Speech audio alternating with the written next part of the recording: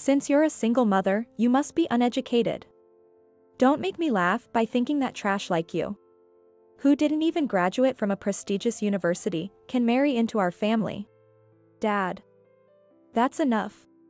My daughter graduated from Oxford. What? That's when my younger brother, Michael, appeared. My name is Emily, and I'm 52 years old. I currently work in accounting for a small design company. When I was young, my father passed away, and my mother worked tirelessly at a nearby factory. My father, who was self-employed, left a decent amount of assets for my mother before he died. However, she didn't waste it and saved it for our future. I have a younger brother named Michael, who is 2 years younger than me. He was quite a handful, but seeing our mother's hard work, I decided to focus on my studies from elementary school. At that time, many women were housewives, so it was rare for a mother to work outside the home. But she enjoyed working and often said that my generation would see a time when women could contribute to society, even internationally. There were few single-parent families in our area, and my mother always said she didn't want us to feel ashamed. However, in reality, we had few friends and often felt isolated at school. To help our busy mother, I did as much housework as possible. The housewives in the neighborhood would gossip loudly, saying we were miserable. But I ignored their words and focused on preparing dinner for my mother and brother. Even though my mother assured us that we had enough money, shopping for groceries in the evening made me realize how important money was for living. Sometimes I would send Michael to do the shopping so he could learn about money as well. We didn't live like misers. But my mother's smile when she attended school events in her work clothes shone brighter than any other mother's dressed-up outfits. Over time, Michael became less troublesome and joined the reading extracurricular activity in upper elementary, reading many books. I also read a lot of books. The world of books was fascinating. Compared to the silly gossip of the housewives gathered for their chats, history and foreign lands seemed vast and intriguing. People in the shopping district, where we often helped out, recognized us and would kindly greet us, sometimes giving us extra treats secretly. When shopping with my mother on Sundays, she always thanked them. In middle school, I started learning French and loved it. When I told my mother, she bought me a French conversation practice set, which was on cassette tapes back then. And Michael was also very interested. Since we were from a single-parent household, we often heard other kids' parents would get angry if they played with us. So we didn't have many friends. Instead, we stayed close as siblings. We didn't know our mother had my father's inheritance until we were older, and we lived modestly, often thought of as poor by our neighbors. My mother did physically demanding work and would come home covered in dirt, so I always made sure she could take a bath as soon as she got home. And I cooked dinner with Michael without joining any extracurricular activities. We often made simple dishes like curry or stew, but she always said it was delicious. Then one day, she suggested I join supplemental classes for studying. Our grades weren't particularly bad, but we were just average students. So, she enrolled both me and my younger brother, who was still in elementary school, in supplemental classes. We weren't great at sports but enjoyed studying, and our grades improved steadily. Then we received a call from my grandmother in New York, our father's hometown. She told us that my father's brother's wife had passed away. I barely remembered my father and didn't know he had a brother, so this was a surprise.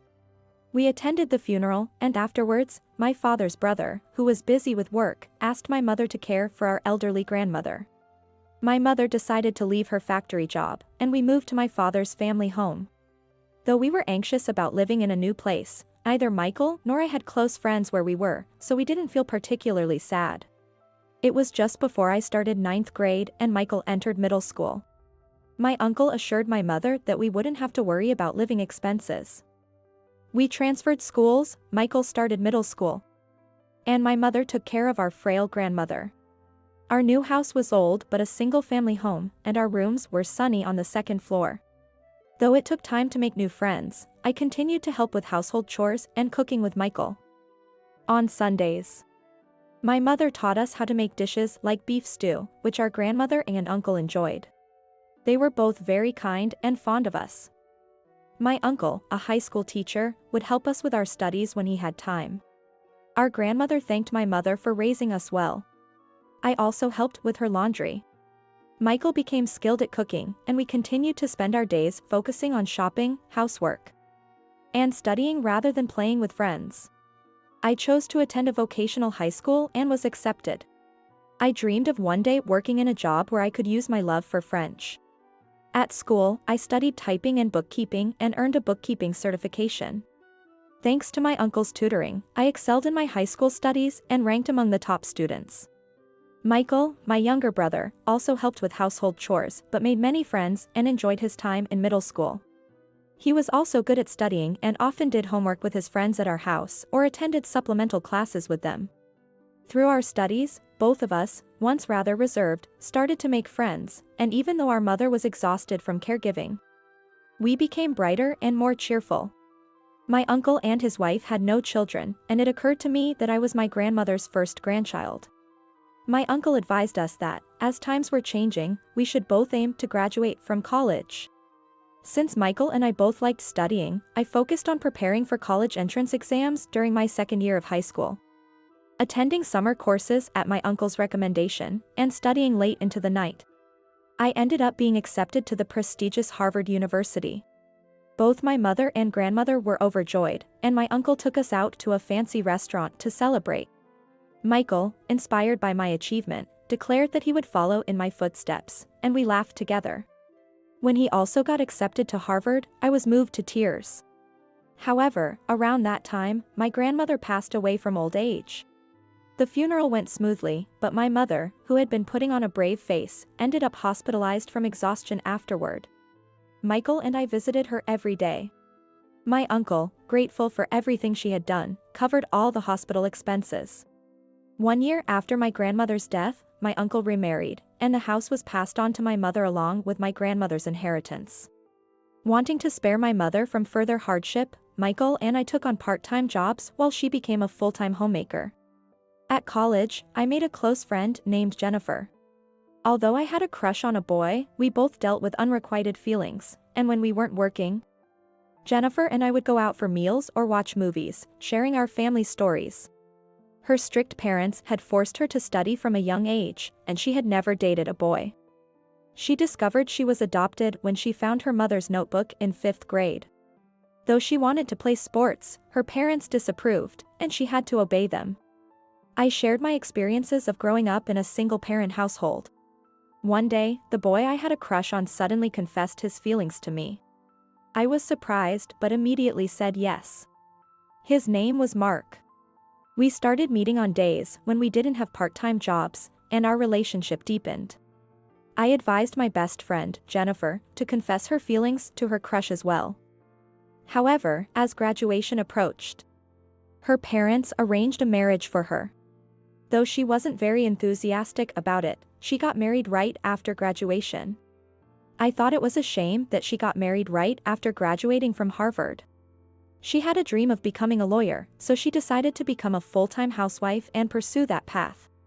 My relationship with Mark was going well, and since we both loved French, we joined different international companies.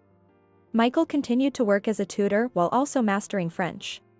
Around that time, our mother was diagnosed with cancer. By the time she was hospitalized, the disease had progressed significantly, and unfortunately, she passed away. Michael took on the role of head of the family and organized a small funeral with our uncle and his wife. He took some time off from college, and we ended up living together in the house. I was doing my best at my new job, but overwhelmed with grief, I took a leave of absence. Mark was very supportive during this time, looking out for us. Although I had just started my job, my uncle asked if I would work as an accounting manager at his new wife's father's company. And after settling down, I decided to make the switch. The salary was the same as my previous job, so I didn't struggle financially. Michael also settled down, graduated, and started working at an international company. I didn't want to keep grieving, feeling it would be unfair to our mother. We had our house, and before her death, my mother had taken care of the inheritance paperwork to pass on my father's assets to us. At 24, Mark proposed to me, and we got married. He had also lost his parents and grown up in an orphanage. We had a small wedding in Hawaii. We rented an apartment and I moved out of the house where we had lived for so long. Michael also moved closer to his company, and we decided to turn the inherited house into a parking lot with our uncle's help. So, my brother and I split the passive income from our inheritance. Michael worked diligently and even started his own advertising company. My husband had frequent overseas assignments, so I continued my accounting job while studying for my CPA certification at night. Though I didn't use much of my French skills, I was grateful for my uncle's support. And I thought getting a CPA certification would also benefit his wife's company. Michael had many friends since middle school, while I managed to make a few friends, but I struggled with communication. Quitting my job at the international company might have been a good decision. Michael was the opposite of me and had great communication skills. I wanted children, but my husband was busy, and it was difficult for us to conceive. During that time, Michael met someone and got married. He was blessed with a very cute daughter named Lily. She was my niece, and I celebrated with them and got to hold her just once. Michael bought a house and lived happily with his family. His mother-in-law lived nearby and helped with childcare, which allowed me to focus on obtaining my CPA certification and handling the company's accounting, including the year-end financials. My uncle was pleased with my achievements. I didn't plan to start my own CPA practice. Michael's wife handled the accounting for his company, and I only helped with the year-end financials. However, it provided some extra income, and when my husband returned from overseas, we enjoyed dining out and spending time together. Michael's advertising company grew steadily, hiring more employees and staying busy. Around this time, I found out I was pregnant and gave birth to a lovely daughter named Mia. My husband was overjoyed and even shed tears of happiness. Mia grew up healthy and strong. I continued to handle the year-end financials for both Michael's company and the company I had worked for, while managing my household. Mia was quite attached to me and struggled to fit in at her kindergarten. She resembled me in that she was shy around others. I enrolled her in a private kindergarten. During her kindergarten years, she enjoyed the picture books I read to her, including the French ones I bought. Though I had no intention of pushing her into a rigorous education, she was always curious and loved books, just like me. I sometimes spoke French with Mia, and she picked it up quickly. Even in elementary school, she excelled in all subjects, including language arts and math, achieving perfect scores. She struggled with physical education, just like I did. By the 3rd grade, Mia had mastered French conversation. When I had her take an IQ test out of curiosity, she scored an impressive 180. Despite this, she found conversations with her peers boring and preferred reading books at home after school. She found schoolwork dull. So I bought her middle school level textbooks, which she eagerly devoured. I struggled to get into Harvard, but I thought she might be able to do it too. Then, my husband mentioned he had a business trip to France and said we could join him for 2 weeks. Mia was on summer vacation. And although it was my first time traveling abroad, he handled all the arrangements, and we spent 2 weeks in France. He conversed fluently in business French. I had also studied business French, but it felt nostalgic and quite different from conversational French. Mia quickly noticed the difference and curiously asked me many questions. We had a family dinner with one of my husband's clients, and I joined in the conversation a bit. Mia participated too, and the client was very fond of her, which helped seal the business deal. My husband was delighted and, upon returning to the company, was promoted to manager at the young age of 32. However, when Mia was in the 6th grade, he tragically died in a car accident at the age of 35. Mia, like me, became a daughter in a single-parent family. His company colleagues attended the funeral in large numbers. Mia lost her beloved father and withdrew emotionally for a while. I felt the same way. I was so distraught that I couldn't eat or sleep, even though I knew I needed to be strong for Mia. Michael, concerned for us, brought me to a psychiatrist, and his wife was very supportive. Slowly, after some time, I began to eat and sleep better. Michael suggested we move closer to him, so I rented an apartment nearby. Living in our old home felt as if my husband would walk through the door at any moment. We took only our most precious belongings, including our wedding photos and Mia's albums, and returned the keys to our longtime home. Michael's daughter, Lily, and Mia, though 3 years apart, became close like sisters, helping Mia gradually regain her spirit. When Mia started middle school, I began working as an accountant for Michael's subsidiary. It was a small advertising company, but of course, I could handle the year-end financials. I arranged to work part-time until 3 p.m. to avoid leaving Mia feeling lonely. I remembered the typing skills I learned in school, so using a computer was easy for me. I bought Mia a computer and only had to teach her once. She quickly learned and happily started exploring the internet. Michael had friends from our time working at international companies who now lived in England, and his daughter Lily went to high school there. Mia missed Lily, who was like a sister to her, but they stayed connected through the internet and often talked on Skype. She was learning various languages, and even in middle school, she remained curious and found schoolwork boring. Without much studying, she excelled in all subjects except for physical education. I often reminisced about my student days with Michael, working hard to achieve our goals. The era of flip phones ended, giving way to the age of smartphones. During summer vacation, Mia spent a lot of time on her computer, showing great interest in different cultures and design. She occasionally visited my company, offering design ideas that Michael quickly adopted. Since her French was already excellent, I suggested she master business French. She started learning it online and enjoyed it, remembering how interesting her father's French was. She mastered it at an impressive speed. During a Skype call, Lily suggested, "Why don't you come to high school here? It's really fun." Mia replied, "Really? I'll talk to my mom about it," and was invited to study in England. I fully supported the idea. Michael also encouraged her, knowing she would be safe with Lily, and she went to high school in England.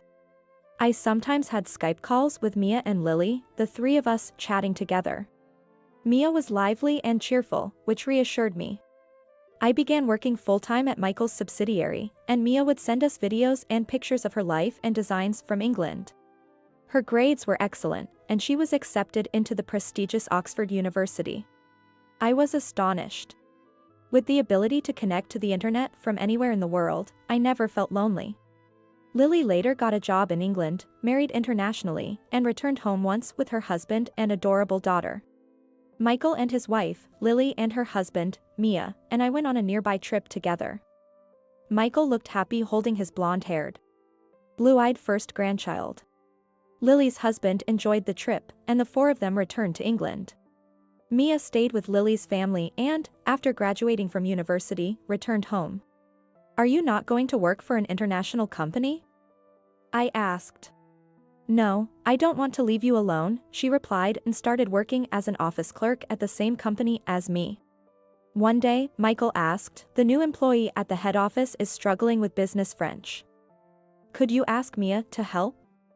So, Mia started an online business as a business French instructor. She rented a virtual office and worked from home.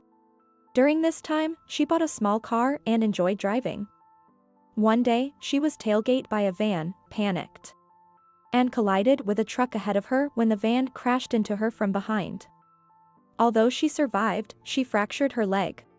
She immediately called the police and showed them the dashcam footage of the van tailgating her, but the van's owner was uninsured, leading to a dispute over damages. When she called me, I was almost paralyzed with panic, remembering my husband's accident. I rushed to the hospital, where she was diagnosed with a fractured ankle but didn't require hospitalization, though she needed 3 months to recover. Since her work was computer-based, it didn't impact her job, but she hired a lawyer for the compensation claim. The lawyer, who was very kind, came to our home and demanded compensation for medical expenses and the emotional distress caused by the tailgating, asking for $10,000 in damages. This happened when Mia was 25 years old. Thanks to the lawyer's negotiation, she received the settlement. The lawyer, a 30-year-old named James, seemed to have fallen in love with Mia at first sight. A month later, James called her personally, and once she could walk again, he invited her to dinner and confessed his feelings. They began dating. He was a refreshing young man, and I thought he was a good match for her. Their relationship deepened, but Mia never mentioned the university she graduated from. She downplayed her achievements, telling James that she was just working from home on design projects. When I asked her why, she said, "I don't want people to think I'm too smart and end up with no friends, like in elementary school. I just want to live a normal life." I understood that her academic abilities had made it difficult for her to make friends during elementary and middle school, causing her silent suffering. It must have been tough for her. They shared a love of movies and enjoyed their relationship. Eventually, James proposed to Mia. They started visiting each other's homes more frequently, but James's father disapproved of Mia because she came from a single-parent household. There was a meeting arranged for both families at an upscale restaurant. James's father said, "Since you come from a single-parent household, you must be uneducated. It's laughable to think someone who didn't graduate from a prestigious university could marry into our family." Dad. Enough already. I received the business card from him and realized he was the legal advisor for my brother's company. James's mother remained silent. Our entire family is composed of lawyers. Having a daughter-in-law without an education is a disgrace. This is our marriage. Enough already. We stayed silent for a while, but then Mia suddenly spoke up, "Isn't the job of a lawyer to help those in need? What does family background or education have to do with that? What did you say, you little girl?" She had learned to speak her mind during her long stay in England. There was a prolonged silence, and Mia stared at the business card. "Excuse us for a moment." I said that and then stepped out with Mia. I suggested that she reveal her academic background, but she was clearly angry.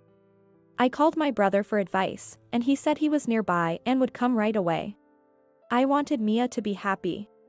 "Mom, Michael is going to be furious." "Yes. I'll tell him first.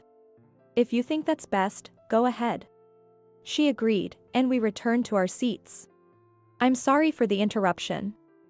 So, if my daughter doesn't have an education, you'll break off the engagement?" "Of course. And on top of that, she's from a single-parent household. She didn't finish high school in the US, that's true. But she graduated from Oxford." "What? What? What?" As I said that, silence fell again. Just then, my brother entered the room.